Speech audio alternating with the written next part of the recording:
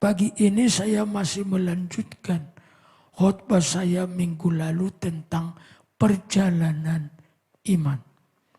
Di Ibrani pasal 12 ayat 5 dikatakan, dan apakah kamu telah melupakan nasihat yang diberikan kepadamu sebagai anak-anak.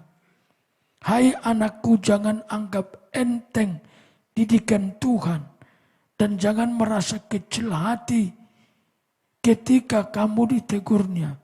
Sebab Tuhan menghajar orang yang dikasihinya dan mencambuk orang yang diterimanya sebagai anak. Kamu harus bertahan demi didikan itu, karena itu berarti Allah sedang memperlakukan kamu sebagai anak-anak. Lagi pula, anak macam apakah yang tidak pernah dididik olehnya? Jika kamu tidak pernah menerima didikan yang seharusnya diterima oleh semua anak, kamu adalah anak-anak haram, bukan anak-anak yang sah. Selain itu kita memiliki ayah-ayah di dunia yang mendidik kita dan yang kita hormati. Jika demikian, bukankah kita harus lebih lagi menundukkan diri kepada Bapa atas segala roh dan atas hidup? Sebab jika ayah kita yang ada di dunia ini mengajar kita untuk waktu yang singkat berdasarkan cara yang mereka anggap paling baik, Bapa yang ada di surga mengajar kita demikian. Kita berdiri sehingga kita beroleh bagian dalam kekudusannya. Semua didikan pada saat diberikan memang tidak menyenangkan dan menyakitkan. Akan tetapi sesudah itu ia akan menghasilkan buah kebenaran. Memberi damai sejahtera kepada yang telah dilatih oleh didikan itu. Ayat ini panjang menjelaskan bahwa dalam perjalanan iman ada didikan yang ketat dari Bapa di surga. Sama persis dikatakan juga di ayat ini. Di dalam dunia saja sebagai anak, kita boleh beroleh didikan dari Bapa kita dalam waktu yang singkat, supaya kita masing-masing lebih baik. Jemaat yang saya kasihi, disinilah biasanya perjalanan iman itu menjadi gagal atau mungkin sedikit membuat orang kecewa. Karena pikiran banyak orang ikut Tuhan itu diberkati. Ikut Tuhan itu diselamatkan. Ikut Tuhan itu bahagia. Ikut Tuhan itu pokoknya yang enak-enak. Mereka lupa ada sisi lain. Mereka lupa ada aspek lain. Bahwa kita adalah anak-anak yang sah di hadapan Tuhan. Kalau anak yang sah, pasti dididik oleh bapaknya yang sah. Tadi disebut dengan kalimat, kalau kita lepas dari didikan, itu berarti kita anak haram katanya. Anak gampang di dalam terjemahan lain. Di dalam kekristenan janji berkat jelas. Janji bahagia jelas. Itu dibuka dalam kitab perjanjian baru. Pembukaan kitab perjanjian baru, Matius mengingatkan kita tentang berbagai ucapan bahagia yang diucapkan oleh Kristus. Tetapi kebahagiaan itu tidak berhenti di dalam kalimat berbahagialah. Tapi siapa yang berbahagia? Mereka yang dididik dan lulus oleh Tuhan Yesus.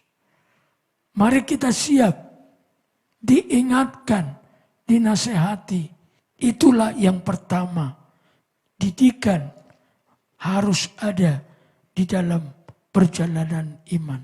Yang kedua, dalam perjalanan iman kita harus kuat. Bahasa yang dipakai di dalam Ibrani 12 ayat 12. Sebab itu kuatkanlah tanganmu yang lemah dan lututmu yang goyah. Buatlah jalan yang lurus bagi kakimu. Sehingga tungkai kaki yang lemah tidak menjadi lumpuh, tetapi disembuhkan.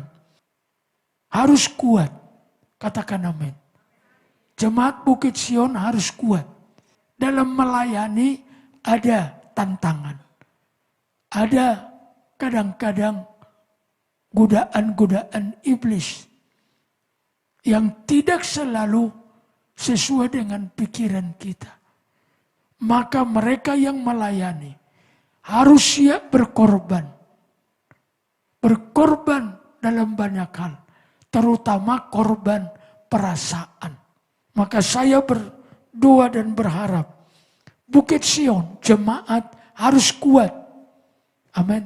Kalau ada sedang katakanlah menghadapi pergumulan, kuatkan dirimu di sini dikatakan. Kuatkan tanganmu, kuatkan kakimu supaya kamu teguh berdiri. Harus kuat. Yang menguatkan kita adalah kita sendiri oleh anugerah Tuhan. Tidak ada yang bisa menguatkan kita kecuali kita berkeputusan kuat di dalam Tuhan. Kuat di dalam Tuhan. Tidak ada mau khotbah seperti apapun menguatkan kita. Kalau kita sendiri tidak berkeputusan untuk kuat, maka tidak ada kekuatan. 2 Timotius 2 ayat 1. Sebab itu hai anakku, jadilah kuat oleh kasih karunia dalam Kristus Yesus. Maka mari kita bersatu. Mulai di rumah tangga harus kuat. Mulai di keluarga harus kuat. Di gereja harus kuat. Maka nama Tuhan dipermuliakan. Dalam perjalanan iman, kita harus mengejar damai dan kekudusan. Tanpa kekudusan, tak seorang pun yang berkenan kepada Tuhan. Kejar damai.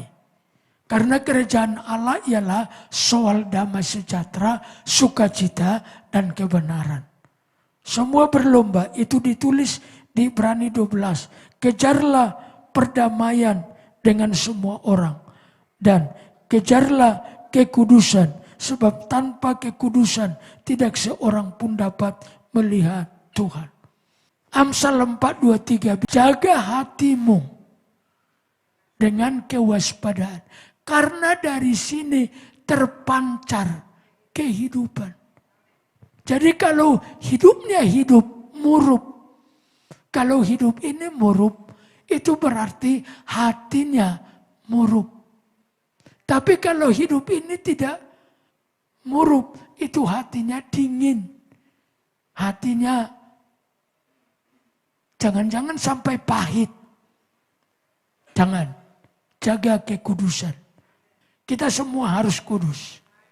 Kita semua harus kuat. Berjaga-jaga.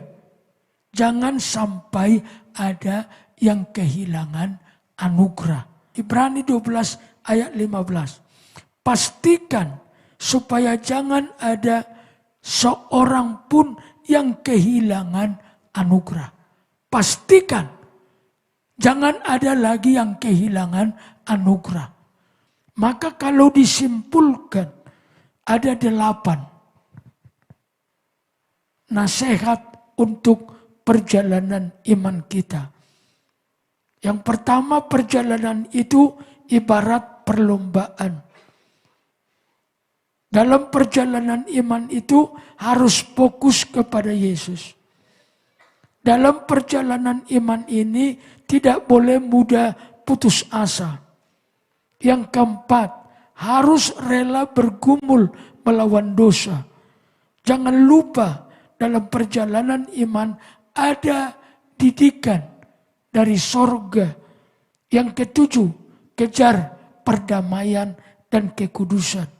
Yang terakhir, harus berjaga-jaga supaya tidak ada seorang pun yang kehilangan anugerah Tuhan. Kalau ini kita hidupi, pasti perjalanan iman kita berhasil sampai akhir. Tuhan memberkatimu.